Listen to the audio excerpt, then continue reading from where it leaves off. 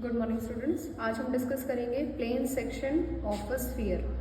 That means अब हम एक स्फीयर को एक प्लेन से कट करेंगे।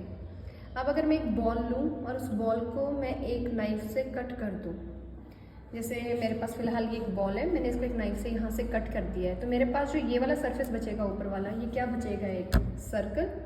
और जो वो नाइफ है फिलहाल मेरे लिए किसका काम करेगा? एक प्लेन का। तो आप अपने माइंड में इमेजिन कर सकते हैं, आपके पास एक बॉल है, एक नाइफ से आपने उसको कट किया है, तो जो कट के आपको एक पोर्शन दिखेगा स्फीयर का, वो कैसा दिखेगा? सर्कल दिखेगा। और आप उसको ऊपर की साइड अपनी तरफ करके देखोगे तो ये यही बताता है plane section. To prove that plane section of a sphere is a circle, की प्रूव कैसे करें अब हम? तो देखिए इस फिगर में क्या कहा है, let O be the centre of sphere whose radius is capital R. एक हमने स्फीयर है जिसका रेडियस कितना है? कैपिटल आर है। ओ से लेके ए तक, मतलब जहाँ तक कट किया है आपने वहाँ तक हमने एक परपेंडिकुलर बना लिया जिसका हमने डिस्टेंस कितना लिया है? Small P. Take point capital P common to plane and sphere. जो हम ये पॉइंट ले रहे हैं पी, ये प्लेन पे भी है, इस प्लेन पे, और ये स्फीयर पे भी है। तो in right angle triangle O A P, अगर मैं इस ट्राइंगल में देखूँ तो मेरे पास क्या है? ए पी स्क्वायर, मैं यहाँ पे पाइथागोरस थ्योरम अगर हम अप्लाई कर रहे हैं, A P square is equals to O P square minus O A square. तो हमने बस वैल्यूज पुट किए तो ए पी की वैल्यू आ गई है। अच्छा, ग्रेटर सर्कल क्या होता है?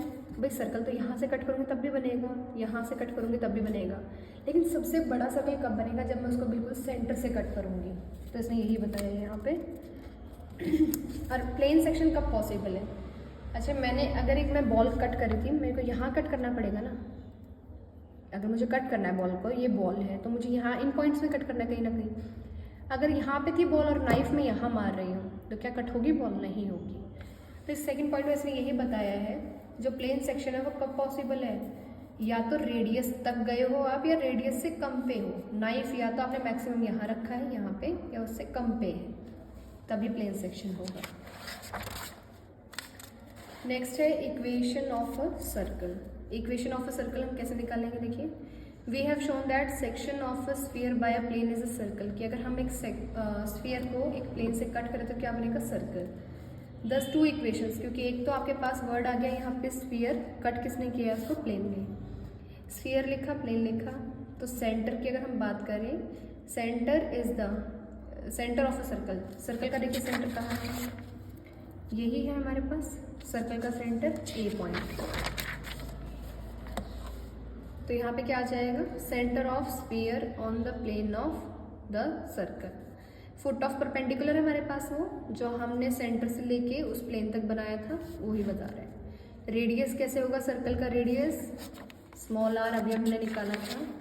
ए पी सर्कल का रेडियस था, क्या था? Capital R minus P square in under the root. यहाँ तक आ जाएगा। फिर अब हम आगे क्वेश्चंस देख लेते हैं इसके। तो देखिए एक्सरसाइज 6.3 डिस्कस कर रहे हैं। क्वेश्चन नंबर फर्स्ट का फर्स्ट पार्ट देखते हैं हम पहले। अब देखिए इसमें हमें क्या दिया है इसने, find the radius and centre of the circle in which the sphere this is cut by plane. जब एक स्फीयर एक प्लेन से कट होगा तो हमने ये चीज़ देख ली है कि हमारे पास क्या आएगा, वहाँ पे एक सर्कल आएगा। ये स्फीयर है, ये एक प्लेन है जिसने इसको कट किया है, ये स्फीयर का सेंटर है, ये इस सर्कल का सेंटर है, ये सर्कल का रेडियस है, ये स्फीयर का रेडियस है। अब तक यही कहा था हमने। तो देखिए इसको हम कैसे कर रहे हैं, जो मेरे ये इक्वेशन स्फीयर लिखा है इसमें देखिए कोई भी मेरे पास टर्म नहीं है इनके अलावा, तो ये कहाँ से पास कर रहा है? इसका ओरिजिन से कर रहा है। आप चेक भी कर सकते हैं कौन सा स्फीयर है जो ओरिजिन से कर रहा है। इसका सेंटर कहाँ है? ओरिजिन पे। बिकॉज सेंटर का क्या फॉर्मूला था आपके पास? Half minus half of coefficient of X, इसमें एक्स का कोफिशिएंट है ही नहीं, that mean 0, comma half of coefficient of Y, half of coefficient of Z, तीनों ही क्या है? 0। तो इसका सेंटर कहाँ है? 0 0 0 है।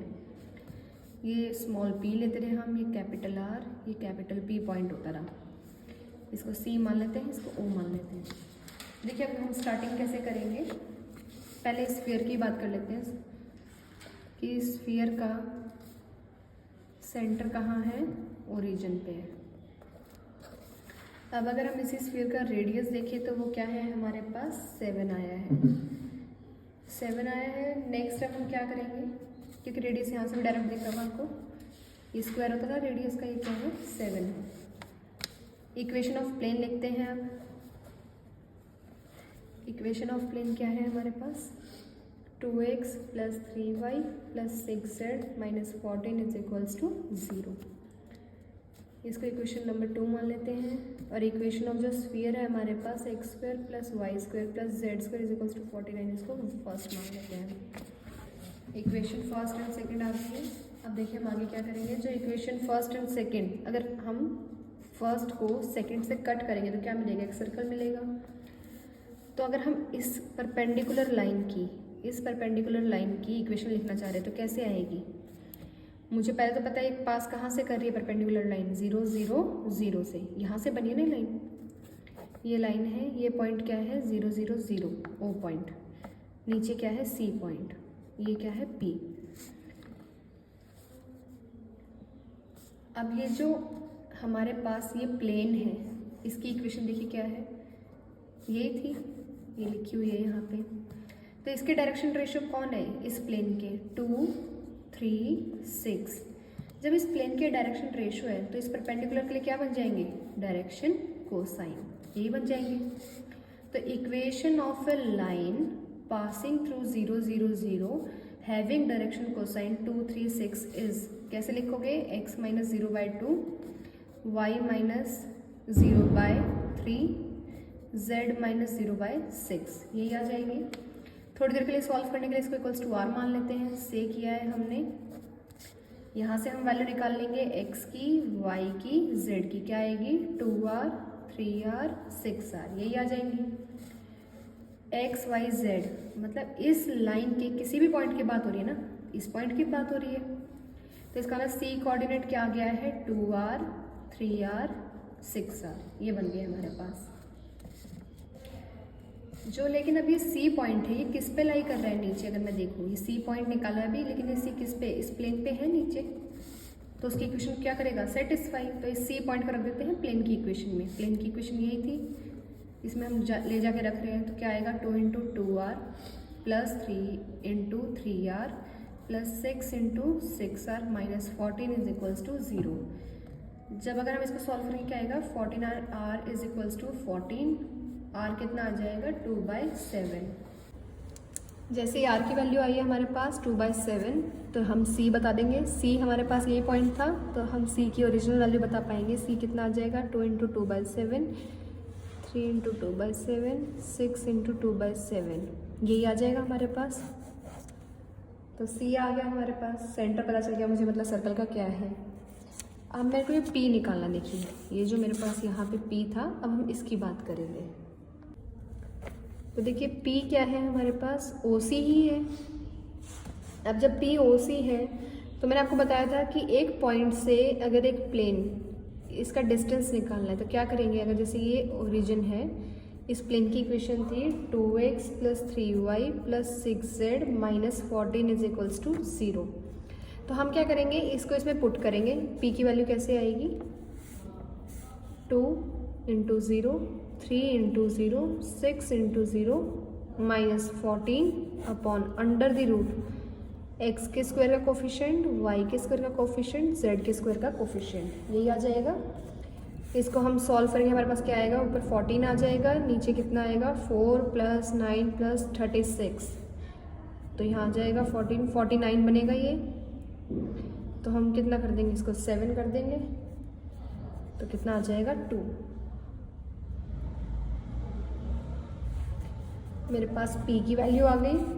अब हमने जो फर्स्ट आर्टिकल किया था CP, उसमें क्या था √r² - p², यही था। तो क्या आ जाएगा √7² - 2², दैट इज 49 - 4, ये कितना आ जाएगा √45, दैट इज 3√5। इसके बाकी जो हमारे पार्ट्स हैं वो बिल्कुल सेम है, आप उनको ट्राई करेंगे। अब क्वेश्चन नंबर 2 डिस्कस करेंगे हम। क्वेश्चन नंबर 2 में इसने क्या कहा है, find the equation of that plane which cut the sphere this in a circle whose centre is alpha beta gamma. अब इसने कहा है कि एक स्फीयर दे रहे हैं हम आपको, एक प्लेन की इक्वेशन आपको खुद निकालनी है। उस प्लेन का सेंटर कहाँ पे है, अल्फा बीटा गामा पे है। और स्फीयर की इक्वेशन कितनी है हमारे पास, that is X square plus Y square plus Z square is equals to A square. इस स्फीयर का सेंटर कहाँ पे है, ओरिजिन पे है, ये हमारे पास है। तो देखिए अब अगर मैं एक प्लेन की इक्वेशन पहले लिख रही हूँ, क्योंकि मुझे इस प्लेन के बारे में पता करना है। इस प्लेन की इक्वेशन लिखनी है मुझे, जो कहाँ से पास कर रहा है, ये प्लेन पे ही पॉइंट है अल्फा बीटा गामा। तो equation of plane passing through alpha beta gamma क्या होगा, L into X minus alpha M Y minus beta N Z minus gamma is equals to 0, यही हो जाएगी। अगर ये प्लेन 0 0 से करता रहे, यहाँ क्या आता, 0 0 0, 2 3 4 से करता रहे, यहाँ 2 3 4। ये एक इक्वेशन है प्लेन की जो अल्फा बीटा गामा से पास करता है। तो जो डायरेक्शन कोसाइन है, direction cosine of line joining centre of sphere to the plane, इसकी बात कर रहे हैं। क्योंकि देखो इस प्लेन में जो मेरे डायरेक्शन रेशोज है कौन है, एल एम एन, या फिर मैं डायरेक्ट यही लिख रही, देखो डायरेक्शन रेशो इस प्लेन के कौन है, एल एम एन है। जब ये इसके लिए डायरेक्शन रेशो है तो परपेंडिकुलर के लिए क्या बन जाएंगे, डायरेक्शन कोसाइन, डायरेक्शन कोसाइन बन जाएंगे किसके लिए, इस परपेंडिकुलर के लिए। जब इस परपेंडिकुलर के लिए बनेंगे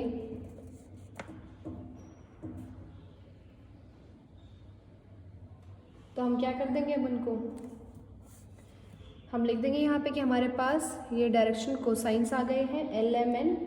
लेकिन इसके लिए देखिए अब हम यहाँ पे अलग स्टेप कर रहे हैं, थोड़ा वो मैं दिखा देती हूँ इससे आपको दिखता रहे। यहाँ तक की इक्वेशन थी, अब यहाँ आ गए हैं, direction cosine of line joining centre of sphere to the point, point कर रहे हैं, प्लेन की बात नहीं कर रहे हैं। प्लेन होता तो जैसे हमने किया था ऐसे आता, to the point alpha beta gamma, तो क्या हो जाएंगे, आर प्रोपोर्शनल टू, किसके प्रोपोर्शनल हो जाएगा, 0 0 0 को जो अल्फा बीटा गामा से जोड़ रहे हैं, हम इसके डायरेक्शन कोसाइन की बात कर रहे हैं, वो बन जाएंगे alpha minus 0 beta minus 0 gamma minus 0, इसके प्रोपोर्शनल हो जाएंगे वो डायरेक्शन कोसाइंस इस लाइन के। अब ये मैंने पूरा प्लेन नहीं लिया है नीचे से, थोड़ा ध्यान रखना, यहाँ पे सिर्फ मैंने 2 पॉइंट ही लिए हैं।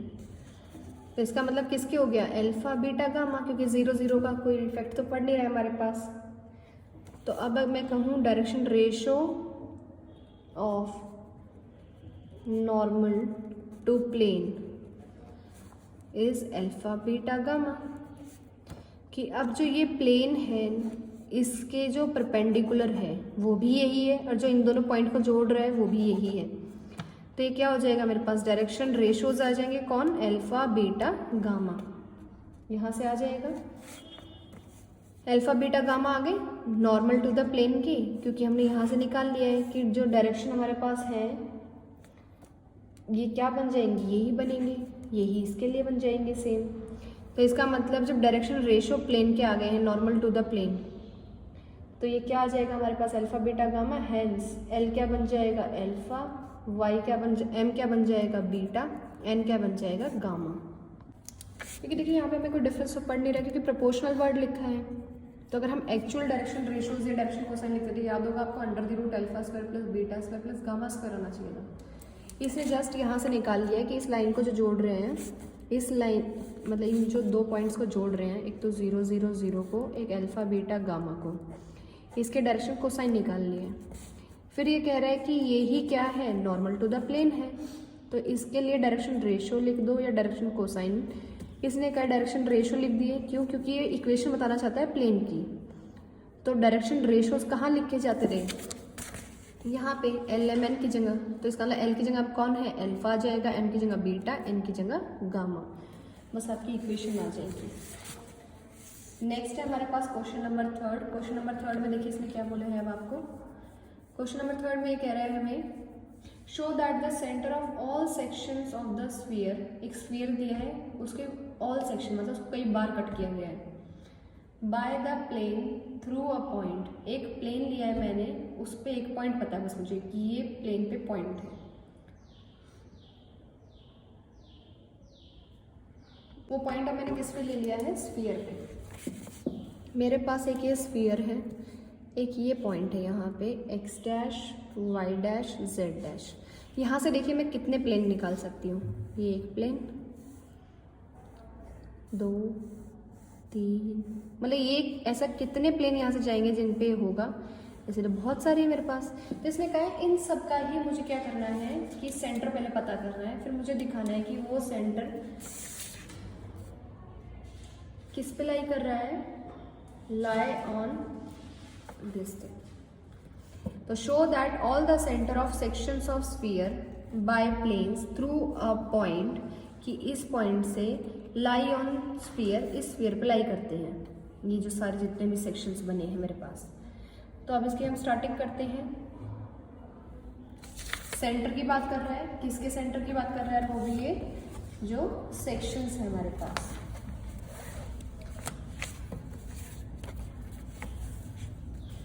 तो हम यहाँ से स्टार्टिंग कर रहे हैं कि हमने पहले सेंटर ले लेते हैं सेक्शन का।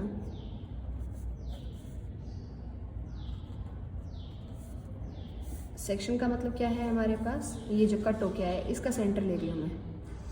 सेंटर ले लिया C, इसके कोऑर्डिनेट मान लिए मैंने x1 y1 z1 है। एंड सेंटर ऑफ स्फीयर आपको इक्वेशन देख के पता चल रहा होगा क्या है, 0 0 0 है। यहाँ बना दिया मैंने वो पॉइंट, ये है C, ये है O, ये 2 पॉइंट आ गए मेरे पास। तो direction cosine of line OC, अगर मैं इस लाइन की डायरेक्शन कोसाइन निकालूं तो अभी जैसे पिछले अभी मैंने क्वेश्चन में निकाली सेम वैसे निकाल दें। इन 2 पॉइंट को ज्वाइन करा तो कैसे आएंगे, proportional to x1 minus 0 y1 minus 0 z1 minus 0, यही बन जाएगा। दैट मीन्स सिंपली लिख दूँ x1 y1 z1, यही आ जाएगा। और फिर से वही काम, डायरेक्शन यही क्या है, डायरेक्शन मतलब सॉरी यही क्या है, नॉर्मल टू द प्लेन भी है। यही वो लाइन है जो और सी को जोड़ रही है, यही लाइन क्या है, नॉर्मल टू द प्लेन। तो direction ratio normal to plane is क्या आ जाएगा मेरे पास, x1 y1 z1, यही आ जाएंगे। यही क्या है, डायरेक्शन रेशो है नॉर्मल टू द प्लेन की। और इसी पॉइंट इसी प्लेन पे कौन सा पॉइंट है, x1 y1 z1, C point lies on the plane. अब ये एक ऐसा प्लेन है जिस पे ये पॉइंट है और ये उसके क्या है, डायरेक्शन रेशो है। तो क्या हम वो प्लेन लिख सकते हैं, बिल्कुल। डायरेक्शन रेशो कहाँ तरह, आगे x माइनस जिस पॉइंट से पास कर रहा है, ऐसे डायरेक्शन रेशो आगे y माइनस जिस पॉइंट से पास कर रहा है, z minus z1 is equals to 0। अब लेकिन हमने क्वेश्चन में कहा था कि ये जो प्लेन है जितने भी हैं, ये प्लेन कैसे हैं कि जो एक पॉइंट से पास करते हैं। वो पॉइंट कौन सा बोला हुआ है बुक में उसने, x dash y dash z dash. तो ये एक ऐसा प्लेन है अब जो कहाँ से पास करना चाहिए, x dash y dash z dash से। तो यहाँ क्या कर देंगे, x की जगह x डैश, y की जगह पे y डैश और z की जगह पे z डैश, ये z1 है, इज इक्वल्स टू 0। ये मेरा एक प्लेन आ गया है। लेकिन अब इसने मुझे क्या कहा था क्वेश्चन में, ऑल सेक्शंस, मतलब ऐसे जितने भी प्लेन हैं जो इस पॉइंट से क्या करते हैं पास, उन सबका बताओ मुझे। तो ये तो सिर्फ एक प्लेन आया, तो इस एक प्लेन का सेंटर लिया था। थोड़ी देर में मैं कोई दूसरा प्लेन लूँगी, उसका अलग सेंटर आएगा, थर्ड लूँगी, उसका अलग सेंटर आएगा। तो इसका अलग सेंटर बदलेंगे। तो लोकस निकालना है अब हमें। लोकस में अब आप ये बताइए कौन चेंज होगा, x या x1 या x डैश, ये चेंज हो गए। ऑब्वियसली कौन चेंज होंगे, x1 y1 z1। क्यों, क्योंकि ये इस प्लेन के सेंटर है। जब आप दूसरा प्लेन लोगे उसका सेंटर कुछ और आएगा। तो लोकस के लिए क्या कर दोगे, जहाँ पे भी x है वहाँ x1 है वहाँ x कर दोगे, जहाँ पे भी y1 है वहाँ y कर दोगे, जहाँ पे भी z1 है वहाँ पे z कर दोगे। क्यों, क्योंकि x dash y dash z dash, ये तो उसने बोला है ये हर प्लेन में आने चाहिए, तो ये चेंज नहीं होंगे। अब अगर हम बात करें क्वेश्चन नंबर 4 की, तो देखिए क्वेश्चन नंबर 4 क्या कह रहे हैं, if r is the radius of circle. ये एक सर्कल आपको क्या दिख रहा है, डायरेक्ट नहीं दिख रहा है। ये एक स्फीयर है, ये एक प्लेन है। जब कट करोगे तो एक सर्कल बनेगा, उसका रेडियस उसने कितना दिया है r। वो उसने दिया हुआ है कि मैं आपको खुद बता रहा हूँ रेडियस कितना है उसका आर आएगा, तो प्रूव करना है हमें ये आए। तो देखिए इसको एक एक करके निकालेंगे। पहले रेडियस निकालेंगे, रेडियस का स्क्वायर करेंगे, फिर प्लस डी करेंगे, फिर इस पूरे को मल्टीप्लाई करेंगे इस टर्म से। तो अब देखिए यहाँ पे शुरू कर रहे हैं क्वेश्चन। स्फीयर क्या दिया था हमें, जो नॉर्मल स्फीयर की इक्वेशन लेट करते थे, 2ux 2vy 2wz plus D is equals to 0। Centre कहाँ होता रहा इसका, -u -v -w। रेडियस क्या होता है, रेडियस आर ही दिया हुआ है इसने, अंडर दी रूट, अच्छा आर तो सर्कल का दिया है, इसका रेडियस मान लो कितना है, कैपिटल आर है, ये स्फीयर का रेडियस है। तो फॉर्मूला याद होगा -d। तो अब हमारे पास ये आ गए हैं। प्लेन की बात करनी है, प्लेन की इक्वेशन से कितनी दी हुई है क्वेश्चन में, lx + my + nz is equals to 0, ये खुद दी हुई है इसने। तो अब मुझे लेंथ निकालनी है। ये स्फीयर है, ये उसका सेंटर है जिसके कोऑर्डिनेट क्या है, -u -v -w। ये एक प्लेन है जिसकी ये इक्वेशन है, ये मुझे निकालना है परपेंडिकुलर डिस्टेंस, इसी को आप स्मॉल p बोलते रहे। ये है कैपिटल R, ये है स्मॉल r। तो p क्या आ जाएगा हमारे पास, p will be l into में -u, मतलब ये पॉइंट बस आपको इस इक्वेशन में पुट करने हैं, m - v n - z upon under the root l² + m² + n², यही आ जाएगा। अब अगर मैं इसको सॉल्व कर रही हूँ तो जैसे अगर r² था, r² क्या आएगा पाइथागोरस थ्योरम से, कैपिटल R² - p²। बस आप इसमें वैल्यूज पुट करोगे, r की यहाँ से, p की यहाँ से, फिर आप निकालोगे r² + d, मतलब जो भी ये r² की वैल्यू आई है इसमें प्लस करोगे एक d, और फिर इस पूरे को मल्टीप्लाई करोगे l² + m² + n² से। ये आप करोगे तो आपके पास यही आएगा, इसका आप खुद सॉल्व करके देखोगे। और जो क्वेश्चन नंबर 5 है वो एज इट इज़ आपका क्वेश्चन यही है, क्वेश्चन एग्जाम्पल 2।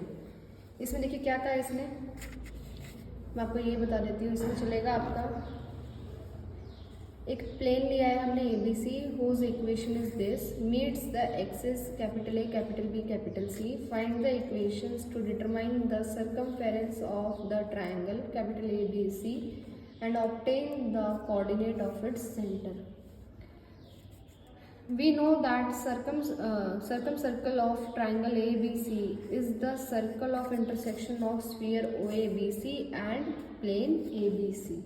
इसमें देखिए इसने क्या बताया कि आपके पास जो ये सर्कल आया है, ये कैसे आया है, एक स्फीयर लिया है, उस स्फीयर को एक प्लेन से कट किया है। तो जो हमारे पास जब हम ऐसे कट करेंगे, ये ऐसे नहीं कट करेंगे ऐसे ट्रायंगल, वो ट्रायंगल ऐसे है, उससे ऐसे कट किया इसने, तो हमारे पास वहाँ क्या बन जाएगा, एक सर्कल बन जाएगा। ये उसी की बात कर रहे हैं। तो ये हमने लिख ली है इक्वेशन जो प्लेन की थी। Since the plane first meet the x axis कब मीट करेगा वो, जब y और z क्या होंगे 0, क्योंकि जब x एक्सिस की बात करते हैं तो वहाँ पे y और z क्या होते हैं 0। इसमें पुट किया तो x क्या आ गया, a आ जाएगा। तो हमने यहाँ देखा है x एक्सिस कहाँ मीट कर रहा है, a 0 0 पे, ऐसे b को कहाँ करेगा 0 b 0 पे, c को कहाँ करेगा 0 0 c पे। Let the equation of sphere, क्योंकि अब मुझे कटिंग की बात आई है कि एक स्फीयर एक प्लेन से कट हो रहा है। प्लेन की इक्वेशन तो है मेरे पास, स्फीयर की मैंने लेट कर ली है यहाँ पे। अब स्फीयर की यहाँ लेट की है, ये इक्वेशन है। अब हम देख रहे हैं कि ये स्फीयर कहाँ कहाँ से बना है। देखो एक तो मैंने खुद ही निकाले ये पॉइंट्स, और आपको याद होगा ये हमने पिछली इक्वेशन से बात भी की थी। 3 पॉइंट तो ये आ गए हैं, एक क्या रहेगा ओरिजिन रहेगा, तो इन 4 पॉइंट से पास कर रहे हैं। तो हम अभी अपनी पिछली एक्सरसाइज लगा के वहाँ पे क्या करेंगे, यू निकाल लेंगे, V और W एंड D, पीछे निकाल लिया D। ये निकाल के उस स्फीयर की जो इक्वेशन लेट की थी उसमें पुट किया है हमने, ये पुट कर दिया है। अब हम यहाँ क्या बता रहे हैं, फिर अब मेरे पास स्फीयर भी आ गया, प्लेन भी आ गया। अब क्वेश्चन एज इट इज कैसा चलेगा, जैसे हम करते आए थे। जो मेरा सेंटर ऑफ स्फीयर है वो ये आ गया है, तो डायरेक्शन रेशियो ऑफ ME क्या हो जाएंगे, जो मेरे पास प्लेन के डायरेक्शन रेशियो है वो उसके लिए क्या बन जाएंगे, 1 अपॉन करके लिख दूंगी, वो लिख दिए। इक्वेशन ऑफ ME क्या बन जाएगी, ये M के पॉइंट से क्या करती है, पास करती है। m से पास कर रही है तो क्या आएगा, x minus that point, y minus that point, z minus that point upon direction, ये आ जाएंगे कोसाइन नीचे इसके लिए लिख दिए। तो ये मेरे पास क्या आया है, मैं यहाँ से x निकाल लूँगी, y और z। ये जो x y z आए हैं ये इस लाइन पे किसी भी पॉइंट के लिए आ सकते हैं, मतलब कोई भी पॉइंट निकाल सकते हो आप इन x y z से। तो आप e भी तो निकाल सकते हो, तो इसका मतलब e के कोऑर्डिनेट यही आ गया सेम। और e किस पे लाई करता है, प्लेन पे। प्लेन की इक्वेशन में पुट किया, k निकाला, जैसे ही k आ गया हम किसके पास जाएंगे, कोऑर्डिनेट ऑफ e के पास, कि भाई आप सर्कल का सेंटर हो, आपकी वैल्यू आ गई है। आप एक बार इसको चेक करेंगे, फिर हम नेक्स्ट टाइम डिस्कस करेंगे, नेक्स्ट जो भी हमारा आर्टिकल्स है।